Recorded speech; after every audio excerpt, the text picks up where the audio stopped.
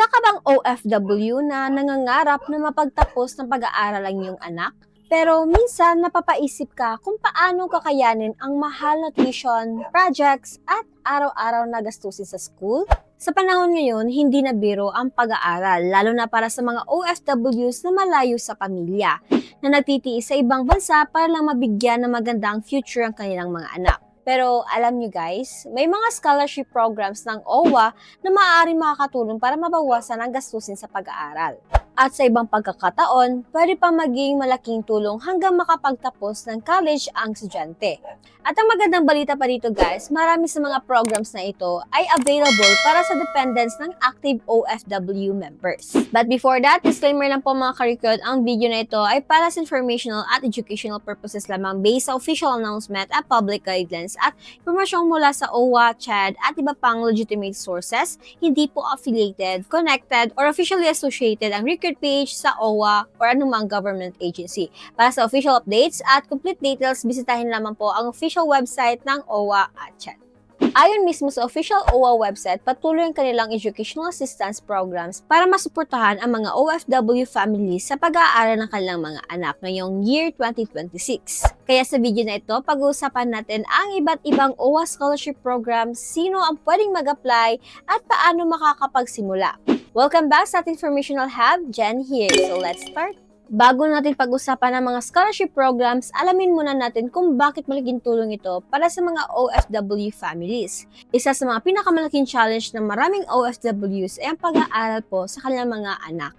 Kahit nasa abroad ka, malaki pa rin yung gastos sa tuition, allowance, projects, boarding house, at iba pang school expenses. Kaya malaking bagay talaga kapag may educational assistance na pwedeng makatulong. Ang OWA or Overseas Worker Welfare Administration ay may mga scholarship at educational assistance program para sa mga qualified dependents ng OFWs. Layunin nito, mabigyan ng mas magandang pagkakataon daw ang mga anak ng OFWs na makapag-aral at magkaroon ng mas magandang future. At ayon po daw sa OWA, patuloy nilang pinapalawak ang kanilang mga support programs para sa educational at skills development ng OFW families. Mga OWA scholarship programs. Education for Development Scholarship Program or EDSP, isa ito sa mga pinakakilalang scholarship program ng OWA. Sa ilalim ng EDSP, maaaring makatanggap po daw ng qualified scholars ang hanggang 60,000 pesos kada school year. Malaking tulong nito guys para sa mga tuition fees, miscellaneous expenses, at iba pang gastusin sa school. Ito ay para sa mga incoming college students na may mataas na grades at kayang pumasa sa qualifying examination. At maraming courses ang cover dito tulad ng engineering, IT, education, medical courses at iba pang in-demand programs. Ayon sa official OWA scholarship guidelines, isa ang EDSP sa pangunahing educational assistance program para sa dependents ng active OWA members. Number 2, OFW Dependent Scholarship Program or ODSP.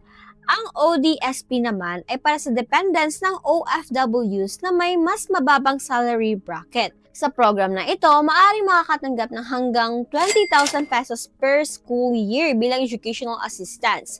Mas flexible ito dahil maraming schools at courses na pwedeng pasukan basta recognized ng CHED. Malaking tulong ito guys, lalo na sa mga pamilya na gusto makapagtapos ng college kahit limitado ang budget. At para sa maraming OFW parents, isa ito sa malaking ginhawa sa gastusin. Third, short-term training at technical courses. Bukod sa college scholarships, may mga assistance program din para sa technical at vocational training. Kasama rito yung TESDA-related skills training, short courses, at livelihood-related programs. Magandang opportunity ito lalo na para sa mga senior high graduates, career shifters, or mga gustong magkaroon agad ng trabaho pagkatapos ng training. Ngayon, sino nga ba ang pwedeng mag-apply? Karaniwan, qualified applicants ay anak ng active OWA member, incoming college students, o kasalukuyang nag-aaral sa college depende sa program. Kadalasan, kailangan din ng good moral character, maayos na grades, at updated OWA membership ng OFW parent. May mga scholarship programs ding may entrance exam or screening process depende sa available slots. Kaya mahalagang maaga sa pag-monitor ng announcement at application schedules. Paano naman mag-apply sa OWA scholarship? Kung interesado ka mag-apply, ito yung mga basic process.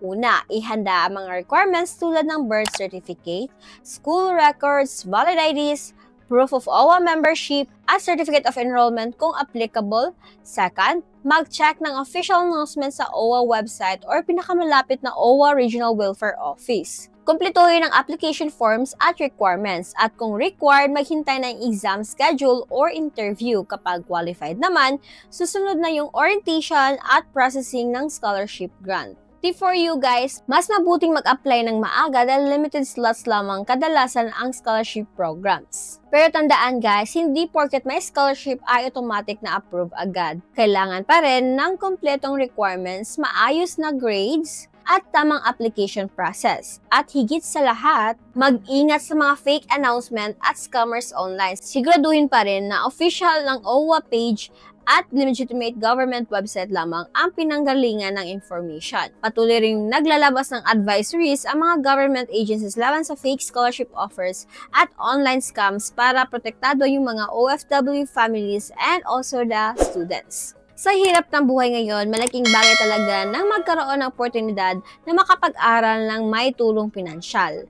At para sa maraming OFWs families, ang OWA Scholarship ay nagiging tulay din para maabot yung kanilang mga anak ang pangarap na makapagtapos at magkaroon ng mas magandang kinabukasan.